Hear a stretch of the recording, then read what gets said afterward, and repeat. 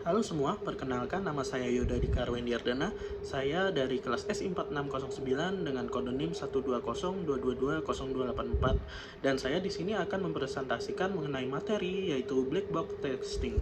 Pada kesempatan kali ini saya akan menjelaskan mengenai black box testing itu sendiri dan beberapa tekniknya, yaitu ada boundary value analysis, decision table testing, state transition testing, all pairs pairwise testing, dan yang terakhir cause effect graphing. Baik, apa sih black box testing itu?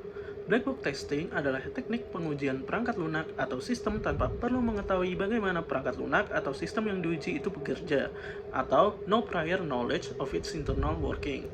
Tim penguji hanya menyediakan sebuah input dan melakukan observasi terhadap output yang dihasilkan.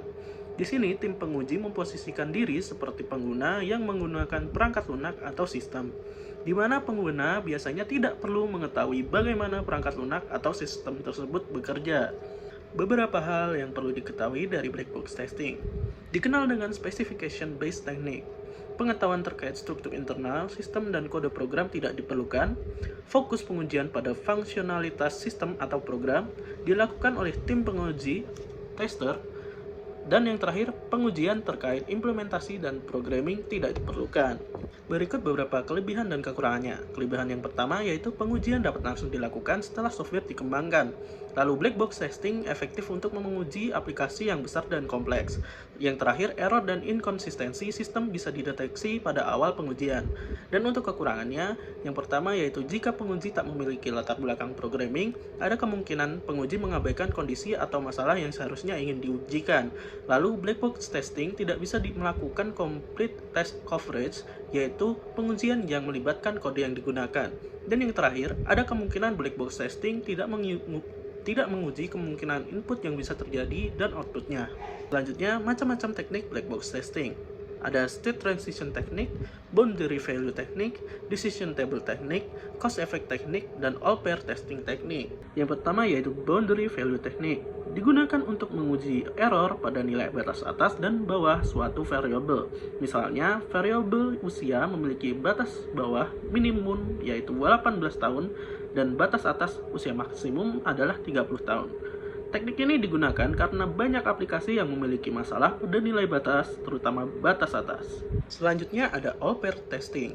Teknik ini menguji seluruh kemungkinan kombinasi data diskrit. Data diskrit adalah data dengan nilai yang pasti dan terbatas, biasanya dalam bentuk bilangan bulat atau ganjil. Misalnya, 2 kucing, 1 laptop, dan 5 baju.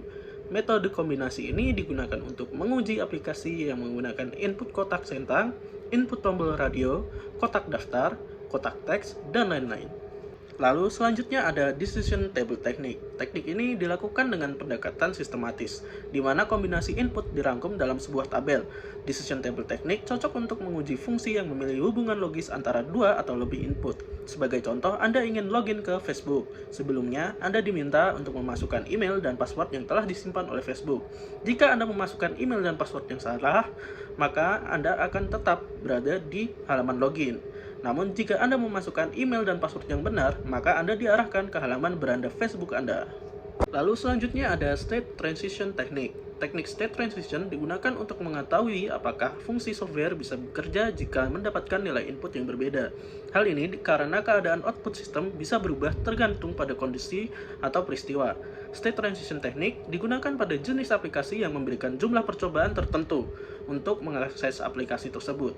Misalnya seperti PIN ATM. Jika user memasukkan PIN yang salah berkali-kali, maka outputnya adalah PIN terblokir dengan sendirinya. Dan yang terakhir ada cause effect technique. Cause effect technique menggunakan grafik untuk menggambarkan hubungan antara penyebab error dan efeknya. Sebagai contoh, pembuatan grafik sebab akibat. Setelah input dan output teridentifikasi, langkah selanjutnya adalah membuat grafik sebab akibat. Grafik ini menunjukkan hubungan antara input dan output sistem. Sekian presentasi dari saya. Jika ada salah kata, mohon dimaafkan dan terima kasih.